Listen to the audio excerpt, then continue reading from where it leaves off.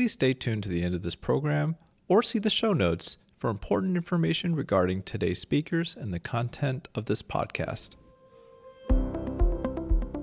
Hello, everyone, and welcome to another episode of Allergy Talk, a roundup of the latest in the field of allergy and immunology by the American College of Allergy, Asthma, and Immunology. For today's episode, we will be reviewing 3 articles from the November-December 2022 issue of Allergy Watch, a bi-monthly publication which provides research summaries to college members from the major journals in allergy and immunology. And you can also earn CME credit by listening to this podcast for information. Or to read archived issues of Allergy Watch, head over to college.acai.org/publications/allergywatch. And also make sure you check out the ACAAI community on DocMatter, where we can continue the discussion about the articles today. Well, hello, my name is Jerry Lee. I'm an associate professor at Emory University. I'm an assistant editor of Allergy Watch. And once again, I'm joined by the editor-in-chief of Allergy Watch, Dr. Stan Feynman. Hi, everybody, and thanks, Jerry. Great to be here. And as Jerry said, I'm the current editor-in-chief of Allergy Watch. I'm also an adjunct faculty member at Emory, and I'm in practice at Atlanta Allergy and Asthma. And for our third chair, we are really excited to be joined by another Allergy Watch assistant editor, Dr. Shyam Joshi.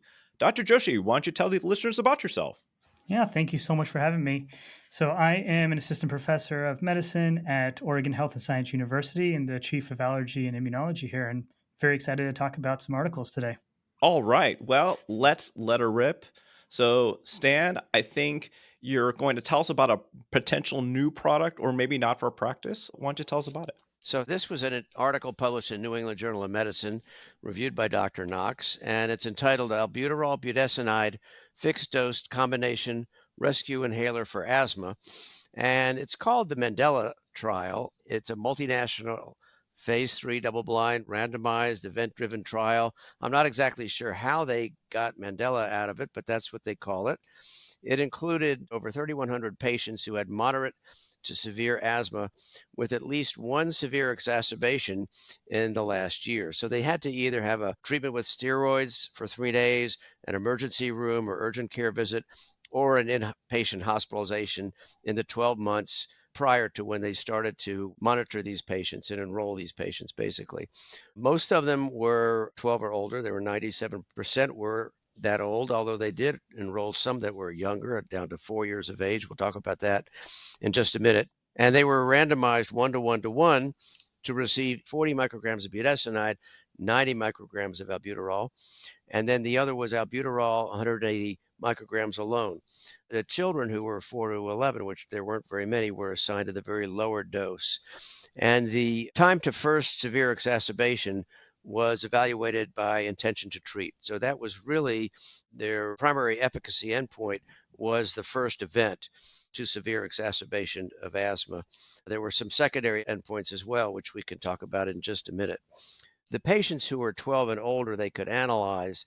The higher dose albuterol-budesonide combination was associated with a reduced risk of severe exacerbations. In fact, they had a hazard ratio of 0.74, and that shows a reduction of the risk. With a lower dose combination, the hazard ratio was 0.84, so you had a better reduction with the higher dose than the lower dose. And then the annualized rate of severe exacerbations was 0.43 with a higher dose versus a 0.58 with albuterol alone, and the other dose was kind of in between. The bottom line was the study suggested that the higher dose of albuterol-budesonide combination used as a rescue inhaler can reduce severe exacerbations in adults 12 and older with moderate to severe asthma compared to albuterol alone. And these are findings consistent with previous findings combining inhaled steroids and other types of rescue medications. And Samantha Knox, who is one of our assistant editors, stated in her comment that this really adds to the mounting evidence supporting the use of inhaled steroids in combination with inhaled beta agonists, as it has been shown in the single maintenance and reliever study, the SMART study, which we're all familiar with. One of the problems with the study was that there weren't that many children, and so they really couldn't analyze the children part of it. But one of the strengths of the study is it was a large study and it was multiple sites. So I think they did set this up as to try to be a phase 3 study, and it did get approved. So maybe you could comment on that. Stan, I would love your thoughts about this product only because budesonide formoterol exists and it's generic. So do you think there's a place for an ICS SABA in the world of ICS formoterol? Well, as you could tell, I haven't used this product yet. I've not prescribed it personally, and here we are recording this in April. I do use more of the combination inhaled steroid and formoterol, both as a controller, and I tell my patients if they need to use it extra, that's okay. So it is sort of as a rescue. But what I'd like to see, is it safer to use the shorter acting beta agonist versus the longer beta agonist in combination with the inhaled steroid? Yeah, Shyam, what's your thoughts? I would imagine if they're bringing out this product to the market, what's going to be the relative price versus generic ICS formoterol? I don't even know. We can only speculate. What's your thoughts on all this? I think that's the big question. And I'm not sure if other people around the country have the same issue, but trying to get an ICS LABA with formoterol sometimes is not on formulary. And so trying to be able to use these medications when the only option they're giving us is salmeterol, which we know is inappropriate to be used in as needed basis, it's very difficult. But if this has that specific approval as a rescue inhaler, it may end up having better coverage. And so I'm excited to see more products that come into this space because I do think it brings some competition and hopefully allows more of our patients to have access to what the guidelines are actually recommending at this point, which unfortunately not all insurance companies have caught up with yet. Yeah, I think that's the key thing, right? It's like access and the payers are like what's preventing implementation of guidelines right now. I mean, both sides of the street, the 2020 addendum and the GINA for at least a few years now. So, gosh, what is it going to take? If patients get admitted to the hospital, it has to be saving money if we're doing these therapies. At least that's my opinion. It should be a no-brainer. You're right. And my workaround is basically give them a short-acting beta agonist like albuterol and an inhaled steroid separate and just use it together. And I just tell moms to just use it together. Yeah, I think it's easier in kids, but I think in adults it's actually a little bit tricky when you tell them to carry around 2 inhalers. They're much less likely to do it versus if you're putting the responsibility on parents, I think they're much more likely to follow those recommendations. But I do like, Stan, like you're giving options to parents who are concerned about inhaled steroids and you're giving them an option to give it more intermittently that still be effective. So I think parents do appreciate those choices for their children. Maybe this would be just making an easier way to align with how our patients want their asthma treated. So, okay, well, we're going to just cross our fingers and hopefully we'll have improved access to basically guideline recommended therapy. I mean, that's really what we're trying to do here. Let's go to the next article. Shyam, you got like a twofer on chronic rhinosinusitis with nasal polyposis. Actually, I have one after you, but why don't you get the ball rolling on that? Absolutely. So yeah, I'm trying to be a little ambitious here. We're going to try to do 2 articles in the same amount of time. So a little bit higher level, but I think they work so well together. This first one we're going to talk about is an article from Clinical and Experimental Allergy in the December 2022 issue, which I commented on in one of the Allergy Watches that either just came out or is coming out very shortly. But it's titled Loss of Smell in Patients with Asthma Exacerbated Respiratory Disease Impacts Mental Health and Quality of Life. And a quick shout out to the Journal of Clinical and Experimental Allergy. In America, I don't think we put as much emphasis on this journal, but it is an excellent journal. It's put out by the British Society of Allergy and Clinical Immunology and really puts out some really great, very clinical appropriate studies.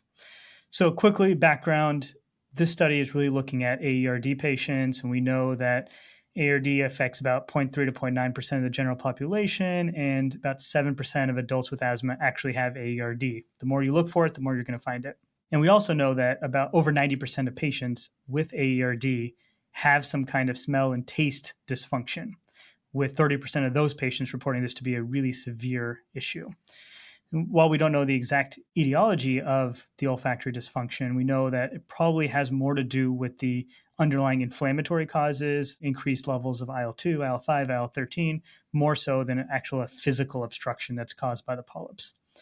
And what this study did was it's out of Brigham and Women's, and they have 2,900 participants in their AERD registry, which just blows my mind.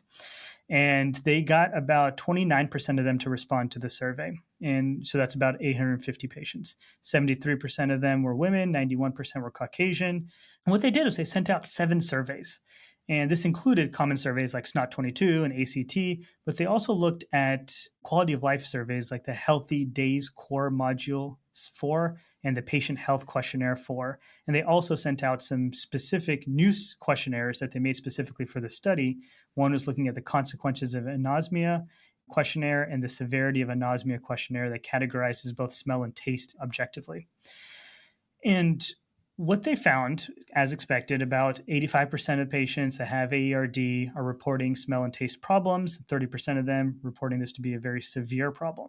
And they broke this down further, and I think this is really where it gets interesting. There's a lot of data in this article, and I would recommend anybody taking a look at a lot of the figures and tables, but I just wanted to point out a few of the results, and this is going to tie in very nicely to the second study I'm talking about today.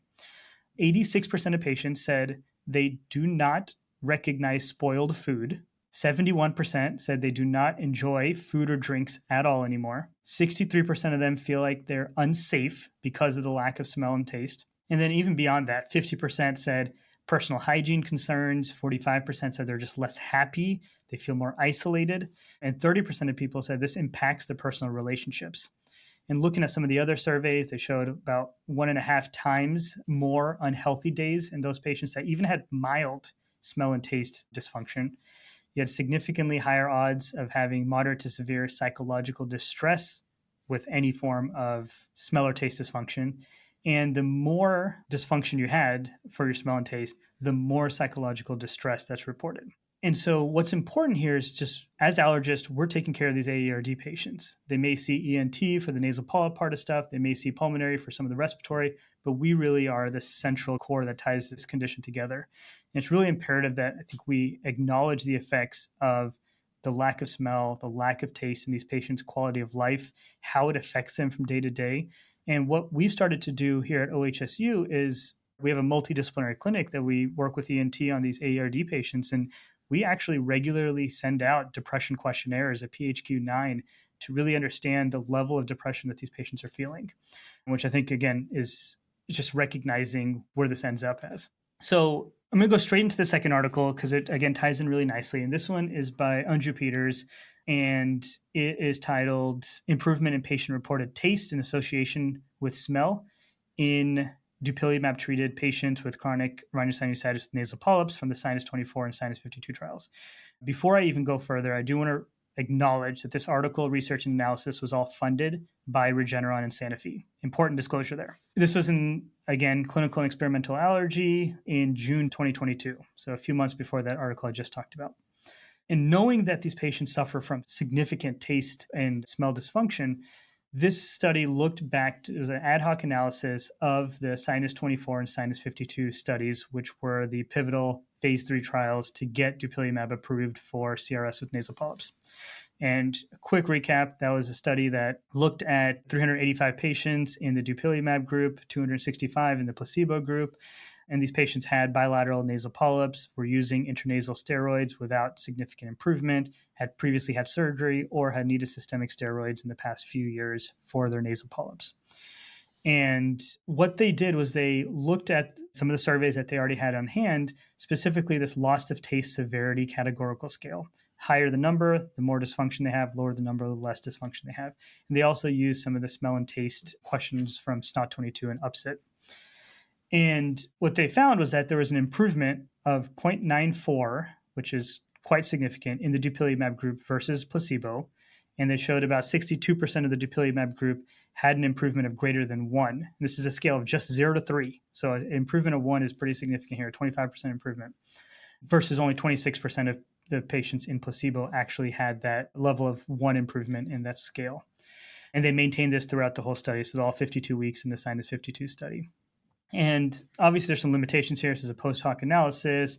This is a patient-reported scale, not an objective taste measurement. But what they did find also was that there wasn't a direct correlation between smell and taste improvement.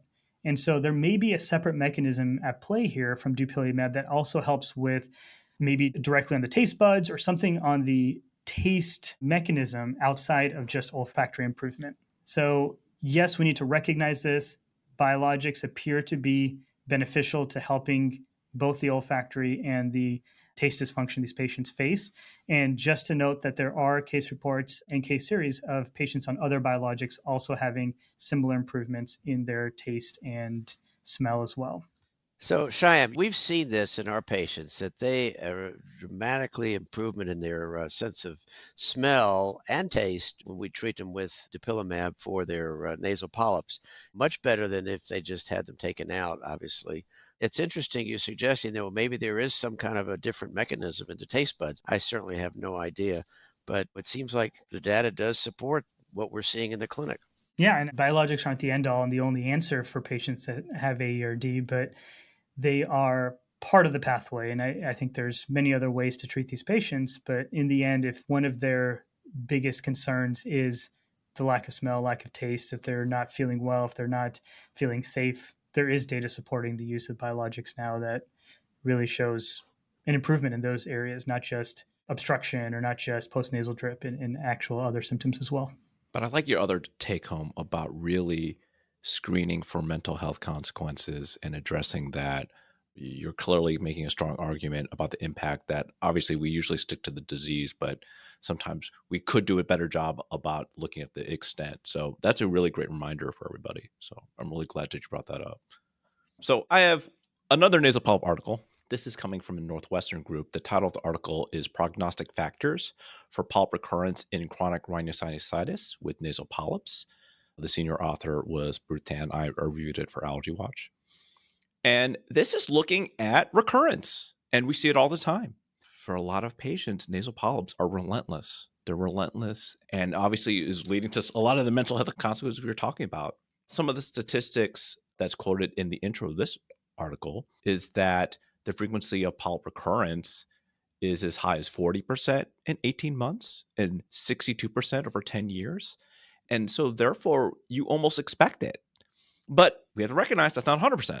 So there's certainly going to be subgroups of chronic rhinosinusitis with nasal polyps, and it would be nice to know who needs aggressive therapy, as we're suggesting, like biologic therapy or so on, and those who could maybe get watchful waiting after their endoscopic surgery, for example. So I think that that's what these investigators attempted to do. They were able to recruit 94 patients who underwent endoscopic sinus surgery, and then they were able to do biomarker analysis of the homogenates. And so they can get real interesting information about the nature of their polyps and see if it ties into recurrence.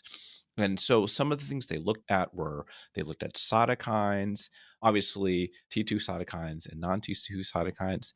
They looked at eosinophilic proteins like eosinophilic cationic protein. But this is the most interesting one, and I really want to get back to this later, and that they looked at anti-double-stranded DNA. And the reason that this is very intriguing to me is that we've always wondered why a subset of patients with chronic rhinosinusitis and nasal polyps have adult onset without allergy, but strong T2 inflammation. And sure, you're saying, like, what's driving the inflammation? And you talk to certain experts, and they say this adult onset presentation sort of smells autoimmune. We do know about these sort of acquired conditions that happen later in life. At least it sort of follows the natural history of something that you weren't born with, like something that obtained later, not our traditional environmental allergies that you get when you're in childhood. So moving forward, essentially, this was a group where about 22% had ARD, about 58% of them had asthma, about half of them, this was their first surgery,